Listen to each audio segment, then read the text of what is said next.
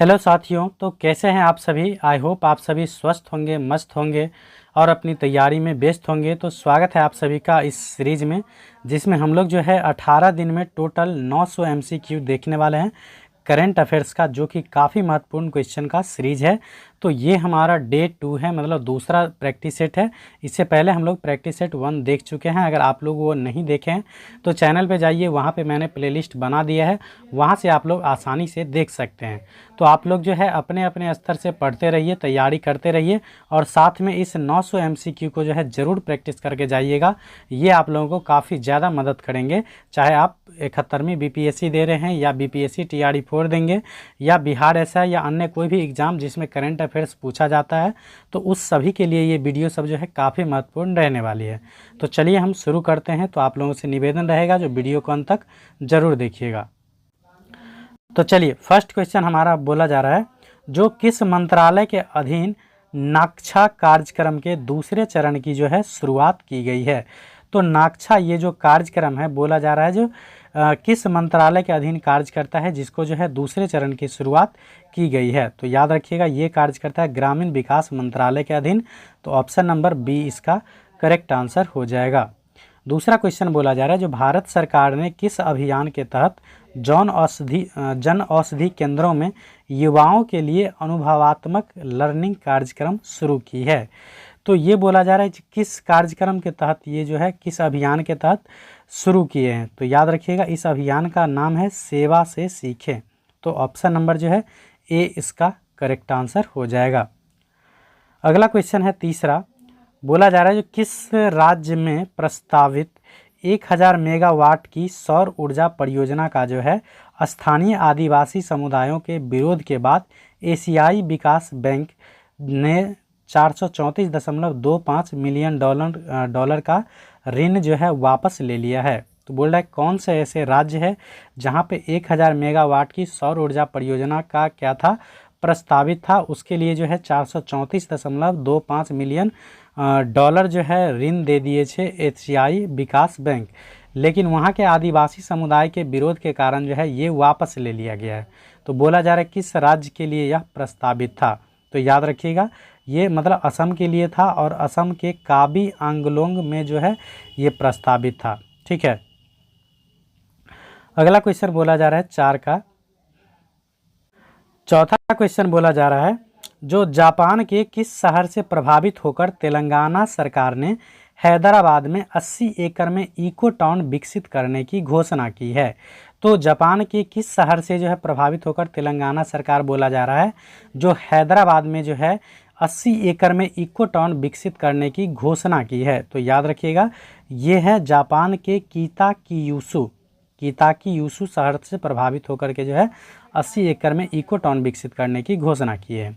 अगला क्वेश्चन है 5 नंबर, जो केंद्रीय संचार मंत्रालय के तहत डाक विभाग द्वारा जियो कोडेड डिजिटल एड्रेस अवसंरचना के निर्माण के लिए किस नीति की शुरुआत की गई है। तो इस नीति का नाम है ध्रुव नीति। ऑप्शन नंबर ए इसका करेक्ट आंसर हो जाएगा। अगला क्वेश्चन बोला जा रहा है, किस राज्य ने होलंबी कला में भारत का पहला ई कचरा इको पार्क स्थापित करने की घोषणा की है। तो ई कचरा स्थापित करने की जो घोषणा की है, सबसे पहले याद रखिएगा ये है दिल्ली सरकार। तो ऑप्शन नंबर बी इसका करेक्ट आंसर हो जाएगा। 7 क्वेश्चन है, जो अंग्रेजी, हिंदी, डोगरी, भोटी और पुर्गी ये सब भाषा में से बोला जा रहा है, जो किस भाषा को लद्दाख की आधिकारिक भाषा के रूप में मान्यता नहीं मिली है। तो इसमें से याद रखिएगा, डोगरी भाषा को जो है ये लद्दाख की आधिकारिक भाषा के रूप में जो है मान्यता नहीं मिली है, बाकी को मिल गया है, याद रखिएगा। अगला क्वेश्चन है 8 नंबर, जो भारतीय चुनाव आयोग नवंबर में प्रस्तावित बिहार विधानसभा चुनाव के दौरान जो है किस नए मोबाइल एप्लीकेशन का प्रयोग करेंगे। तो ये जो एक नए मोबाइल का एप्लीकेशन का प्रयोग करने वाले हैं, उसका नाम आप लोगों को याद रखना, ये है ECNET। ठीक है ना, ECINET। ऑप्शन नंबर डी इसका करेक्ट आंसर हो जाएगा। नेक्स्ट है 9 नंबर क्वेश्चन, जो राष्ट्रपति द्रौपदी मुर्मू ने संविधान के किस अनुच्छेद के तहत केंद्र शासित प्रदेश लद्दाख आरक्षण विनियमन 2025 जारी किए हैं। तो ये किए हैं अनुच्छेद 240 के तहत। तो ऑप्शन नंबर बी इसका करेक्ट आंसर हो जाएगा। अगला क्वेश्चन बोला जा रहा है 10 नंबर, जो नीति आयोग की MSME प्रतिस्पर्धात्मक रणनीति के बारे में विचार करे। तो पहला बोला जा रहा है जो भारत में MSME का GDP में योगदान 30% से अधिक हो गया है। तो ये बात बिल्कुल करेक्ट है। दूसरा बोला जा रहा है जो रिपोर्ट में क्लस्टर आधारित दृष्टिकोण और डिजिटल मार्केटिंग को जो है प्रोत्साहन की सिफारिश की गई है। तो ये भी बात क्या है, बिल्कुल करेक्ट है। तीसरा बोला जा रहा है जो भारत में MSME के लिए फंडिंग आवश्यकताओं की 90% पूर्ति हो रही है। तो ये बात बिल्कुल गलत है। तो आपको बोला जा रहा था जो सत्य कथन की चयन करे। तो सत्य कथन कौन सा है, तो पहला और दूसरा। तो इसका आंसर हो जाएगा ऑप्शन नंबर ए। अगला क्वेश्चन है जो किस राज्य सरकार ने, 11 नंबर क्वेश्चन है, जो किस राज्य सरकार ने राज्य के सीमावर्ती और संवेदनशील क्षेत्र में रहने वाले मूल निवासियों और स्वदेशी नागरिकों को जो है आत्म सुरक्षा के लिए हथियार का लाइसेंस देने की घोषणा किया है। तो हथियार आत्मसम्मान के लिए, आत्म सुरक्षा के लिए जो है देने का जो घोषणा किए हैं जो राज्य सरकार, वो है असम। तो ऑप्शन नंबर डी इसका करेक्ट आंसर हो जाएगा। अगला क्वेश्चन है, बोला जा रहा है 12 नंबर, जो मुख्यमंत्री नीतीश कुमार ने जल जीवन हरियाली अभियान के तहत किस जगह विक्रम सौर ऊर्जा परियोजना का उद्घाटन किया है। तो विक्रम सौर ऊर्जा का उद्घाटन जो किए हैं मुख्यमंत्री नीतीश कुमार जी, ये किए हैं आप लोगों को पटना में। तो याद रखिएगा ऑप्शन नंबर सी इसका करेक्ट आंसर हो जाएगा। अगला क्वेश्चन है 13 का, जो वेब्स शिखर सम्मेलन 2025 के बारे में निम्नलिखित कथनों पर विचार करें। जो वेब शिखर सम्मेलन जो 2025 में हुआ है उसके बारे में बोला जा रहा है विचार करने के लिए, ठीक है। तो पहला तथ्य बोला जा रहा है जो यह भारत की GDP में रचनात्मक अर्थव्यवस्था की भूमिका को दर्शाता है। तो ये बात बिल्कुल करेक्ट है। उसके बाद बोला जा रहा है जो भारत में रचनात्मक तकनीकी संस्थान की स्थापना की है। तो भारत ने रचनात्मक तकनीकी संस्थान की स्थापना की है, ये भी बात बिल्कुल करेक्ट है। तीसरा बोला जा रहा है इसका आयोजन दिल्ली में किया गया था। तो ये बात गलत है क्योंकि इसका आयोजन लगभग मुंबई में किया था। तो ये बात गलत बोला जा रहा है। तो बोला जा रहा था इसमें जो सत्य कथन का चयन करे। तो सही कथन कौन सा है, तो केवल 1 और 2। तो आंसर हो जाएगा ऑप्शन नंबर ए, ठीक है।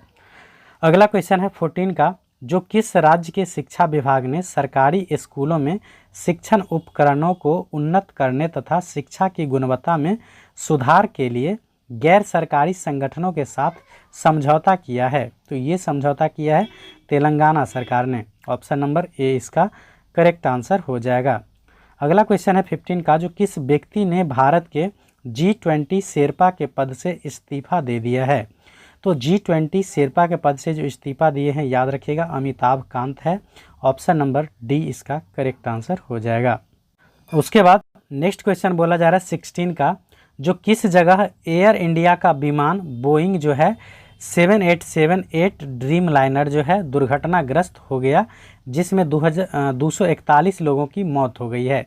तो ये हाल ही फिलहाल का घटना है, जो पता होगा जो लैंडिंग से जस्ट बाद, मतलब जब उड़े थे उसके कुछ ही मिनट बाद जो है फिर से एक अस्पताल पे जाके गिर गए, जिसके कारण 241 लोगों का मौत हो गया। तो बोला जा रहा है यह एयर इंडिया का विमान कहाँ से उड़ा था या ये किस जगह जो है ये घटना हुआ था। तो ये याद रखिएगा गुजरात के अहमदाबाद में हुआ था।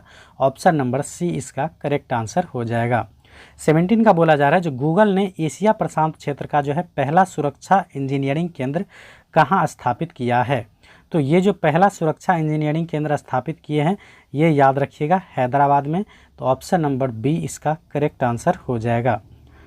अगला क्वेश्चन है 18 का, जो हाल ही में भारत के किस राज्य की राजधानी जो है पहली बार भारतीय रेलवे नेटवर्क के साथ जोड़ी गई है। तो ये जोड़ा गया है मिजोरम। ऑप्शन नंबर ए इसका करेक्ट आंसर हो जाएगा। अगला क्वेश्चन 19 नंबर है, जो कौन सा राज्य सभी शहरी स्थानीय निकायों को एक ही डिजिटल प्लेटफॉर्म ई नगरपालिका 2.0 से जोड़ने वाला पहला भारतीय राज्य बन गया है।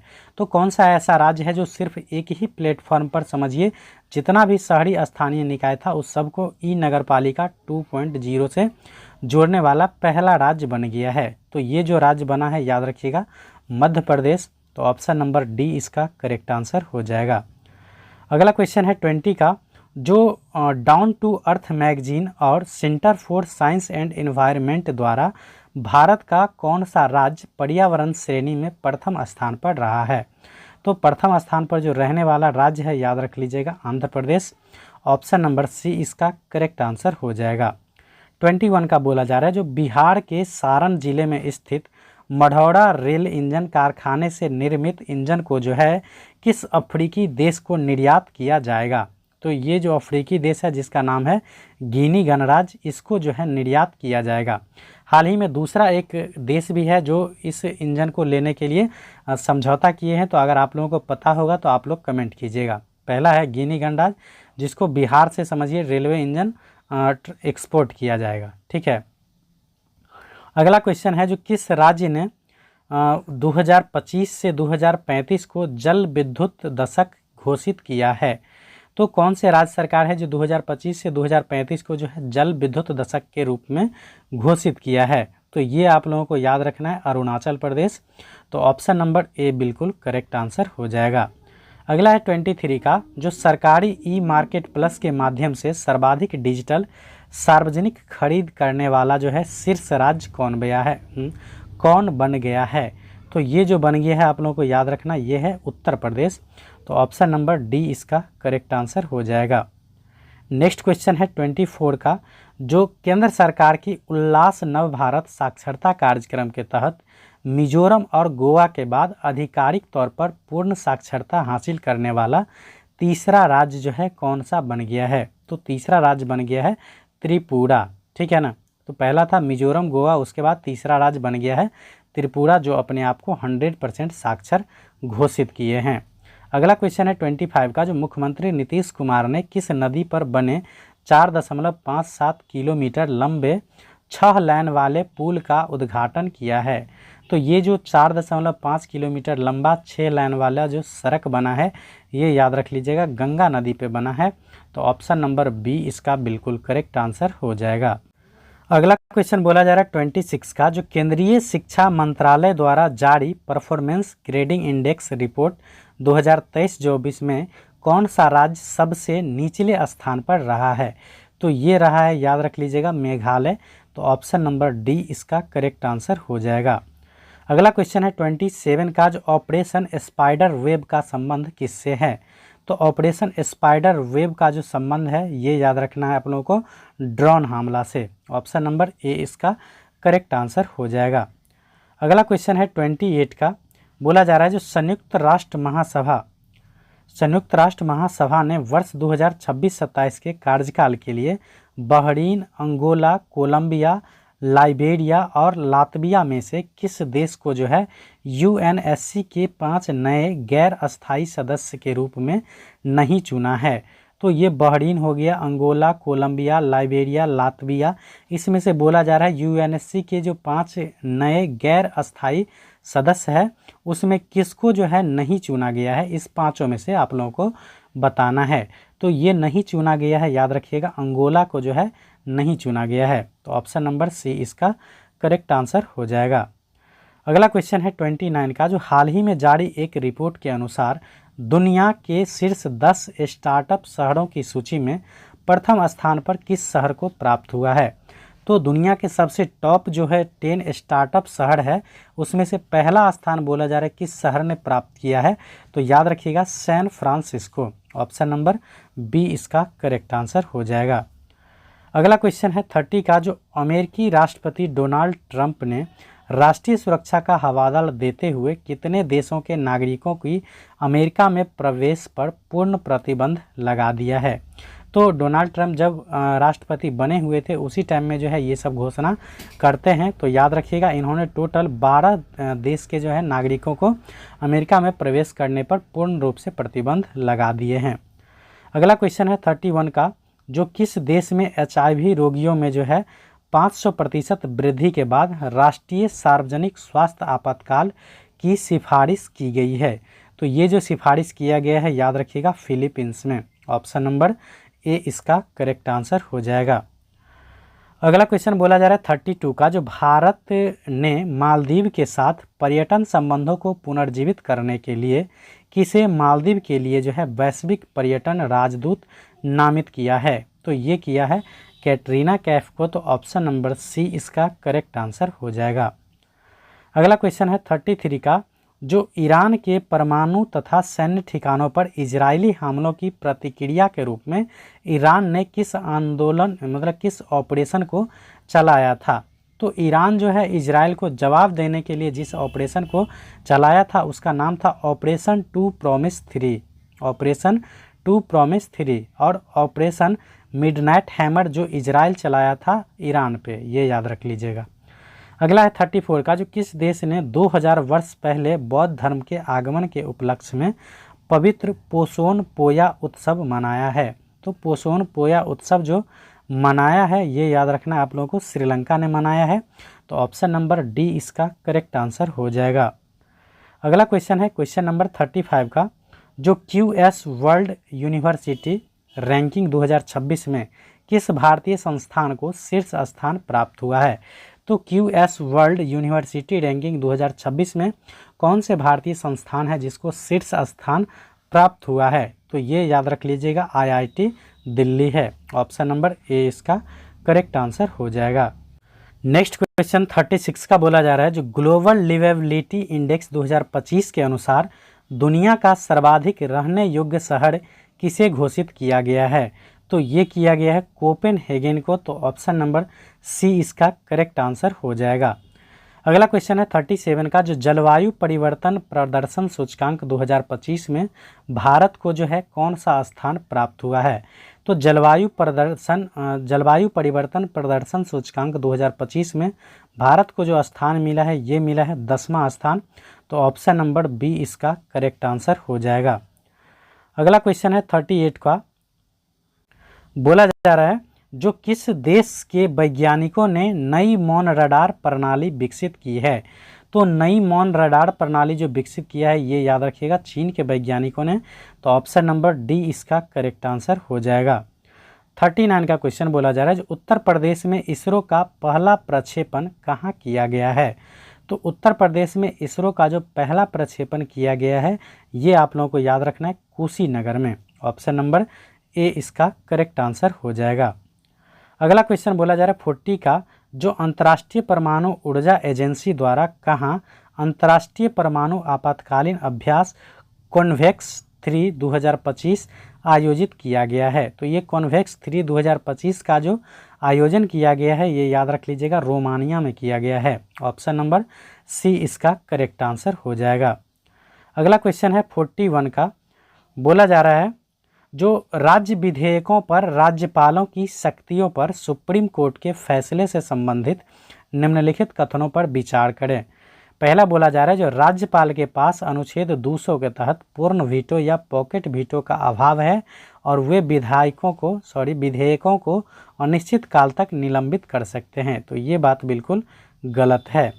दूसरा बोला जा रहा है, जो यदि कोई विधेयक बिना किसी बदलाव के पुनः प्रस्तुत किया जाता है तो राज्यपाल को स्वीकृति प्रदान करना आवश्यक है और अस्वीकृति केवल तभी कर सकते हैं और अस्वीकृति केवल तभी स्वीकार है जब उसमें भौतिक परिवर्तन किया गया हो।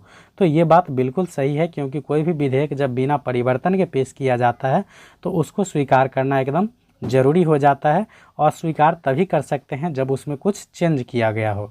तो यहाँ बोला जा रहा था आपको सत्य कथन का चयन करें, तो सत्य कथन सिर्फ दूसरा है, तो इसीलिए इसका जो आंसर हो जाएगा ये क्या हो जाएगा केवल 2। तो ऑप्शन नंबर बी इसका करेक्ट आंसर हो जाएगा। अगला क्वेश्चन है 42 का, जो पटना पायरेट्स के किस कबड्डी खिलाड़ी ने प्रो कबड्डी लीग से संन्यास लेने की घोषणा की है। तो ये जो घोषणा किए हैं याद रखिएगा आप लोग प्रदीप नरवाल है। तो ऑप्शन नंबर डी इसका करेक्ट आंसर हो जाएगा। अगला क्वेश्चन है 43 का, जो भारत के किस शतरंज ग्रैंड मास्टर ने नॉर्वे में शतरंज टूर्नामेंट 2025 में विश्व के नंबर 1 खिलाड़ी मैग्नस कार्लसन को हराया है। तो ये शतरंज का जो ग्रैंड मास्टर है याद रखिएगा ये डी गुकेश, जिन्होंने किसको हराया था। तो विश्व के नंबर 1 जो खिलाड़ी थे मैग्नस कार्लसन, उसको हराए थे। ठीक है, तो ऑप्शन नंबर जो है ए इसका करेक्ट आंसर हो जाएगा। अगला क्वेश्चन है 44 का, जो 13वें आईसीसी महिला वनडे विश्व कप 2025 का आयोजन भारत और कौन सा देश मिलकर संयुक्त रूप से करेंगे। तो 13वें आईसीसी महिला वनडे विश्व कप 2025 का आयोजन जो करने वाले हैं, याद रखिएगा भारत और श्रीलंका इसको मिलकर के करेंगे। तो ऑप्शन नंबर सी इसका करेक्ट आंसर हो जाएगा। अगला क्वेश्चन है क्वेश्चन नंबर 49 का, बोला जा रहा है जो ओलंपिक खेलों से संबंधित निम्नलिखित कथनों में से गलत कथन कौन सा है। तो गलत कथन को चुनना है। बोला जा रहा है 2028 में ओलंपिक खेलों की मेजबानी लॉस एंजिल्स द्वारा अब तक के ओलंपिक इतिहास में तीसरी बार इस शहर द्वारा आयोजित किया जाएगा। तो ये बात क्या है, बिल्कुल करेक्ट है। उसके बाद नेक्स्ट बोला जा रहा है जो अब 128 साल बाद क्रिकेट को वर्ष 2028 के ओलंपिक खेलों में शामिल किया गया है। तो ये बात क्या है, बिल्कुल गलत है। ये हमको गलत लग रहा है। चलिए देखते हैं आंसर। तो देखिए बोला जा रहा था इसमें गलत कथन को चुनना था, ठीक है ना। क्या करना है, गलत कथन को चुनना है। तो यहाँ से ये दोनों कथन क्या है, सही है। जो 2028 में ओलंपिक खेलों की मेजबानी लॉस एंजिल्स द्वारा अब तक के ओलंपिक इतिहास में तीसरी बार इस शहर द्वारा आयोजन किया जाएगा। तो ये बात बिल्कुल सही है। उसके बाद दूसरा बोला जा रहा है जो अब 128 साल बाद क्रिकेट को वर्ष 2028 के ओलंपिक खेलों में शामिल किया गया है। तो ये भी बात बिल्कुल क्या है, करेक्ट है। उसके बाद नेक्स्ट दो कथन और दिया गया है। इसमें बोला जा रहा है जो 2028 ओलंपिक में baseball, softball, flag football, lacrosse मतलब सिलेक्स और स्क्वैश को भी जगह मिली है। तो ये भी बात बिल्कुल क्या है, करेक्ट है। नेक्स्ट बोला जा रहा है ओलंपिक खेलों में क्रिकेट आखिरी बार वर्ष 1900 में पेरिस में ग्रेट ब्रिटेन और भारत के बीच खेला गया था। तो ये बात बिल्कुल गलत है। तो आपको बोला जा रहा था असत्य कथन चुनने का। तो इसका आंसर हो जाएगा ऑप्शन नंबर डी। अगला क्वेश्चन है क्वेश्चन नंबर 46 का। बोला जा रहा है जो वक्फ संशोधन अधिनियम 2025 के प्रमुख प्रावधानों पर विचार करे। तो पहला बोला जा रहा है जो कोई भी व्यक्ति किसी भी संपत्ति को वक्फ तभी घोषित करेगा जब वह उस संपत्ति का वैध मालिक होगा। तो बिल्कुल जब तक उसका मालिक नहीं होगा तब तक वो वक्फ की संपत्ति कैसे घोषित कर सकता है। तो ये बात बिल्कुल करेक्ट है। दूसरा बोला जा रहा है जो सरकारी संपत्ति को वक्फ केवल विशेष परिस्थितियों में घोषित किया जा सकता है। तो ये बात बिल्कुल क्या है, गलत है। तीसरा बोला जा रहा है जो विवाद की स्थिति में राज्य सरकार द्वारा नियुक्त अधिकारी जांच करेगा। तो ये बात बिल्कुल क्या है, करेक्ट है। उसके बाद चौथा बोला जा रहा है जो केंद्र सरकार मतलब केंद्रीय वक्फ परिषद में मुस्लिम सदस्यों में से 2 महिला सदस्य होना अनिवार्य है। तो ये भी बात बिल्कुल सही है। तो आपको बोला जा रहा था तो कौन सा कथन जो है गलत है। तो गलत सिर्फ दूसरा वाला था। तो ऑप्शन नंबर ए हो जाएगा केवल 2। उसके बाद अगला क्वेश्चन है 47 का। बोला जा रहा है जो हिंदी भाषा के लिए कविता संग्रह फिर उगना के लिए किसे साहित्य अकादमी युवा पुरस्कार 2025 से सम्मानित किया गया है। तो ये जो दिया गया है याद रखिएगा, ये दिया गया है क्वेश्चन नंबर 47 का, ये है पार्वती तिर्की को। ऑप्शन नंबर ए याद रखिएगा। पार्वती तिर्की को जो है साहित्य अकादमी युवा पुरस्कार 2025 से सम्मानित किया गया है। इसके कविता संग्रह जो है जिसका नाम है फिर उगना, इसके लिए ये पुरस्कार उनको दिया गया है। अगला क्वेश्चन है 48 का जो केंद्रीय मंत्री किरण रिजिजू ने नई दिल्ली में वक्फ संपत्तियों के प्रबंधन से जुड़े किस पोर्टल को लॉन्च किया है। तो ये जो जिस पोर्टल का लॉन्च किए हैं उसका नाम है Umeed central portal. Option number C इसका करेक्ट आंसर हो जाएगा। अगला क्वेश्चन है 49 का जो किस आईआईटी संस्थान ने, बोला जा रहा है किस आईआईटी संस्थान ने उच्च शिक्षा में समावेशन को बढ़ाने के लिए SC/ST उम्मीदवारों के लिए पहल विशेष PhD प्रवेश अभियान शुरू किया है। तो ये किया है IIT दिल्ली के द्वारा। तो ऑप्शन नंबर बी इसका करेक्ट आंसर हो जाएगा। अगला क्वेश्चन है 50 का जो अंतर्राष्ट्रीय धार्मिक स्वतंत्रता शिखर सम्मेलन 2025 का आयोजन कहाँ किया गया है। तो अंतर्राष्ट्रीय धार्मिक स्वतंत्रता शिखर सम्मेलन 2025 का जो आयोजन किया गया है ये किया गया है नैरोबी में, ठीक है। तो इसका आंसर हो जाएगा ऑप्शन नंबर डी।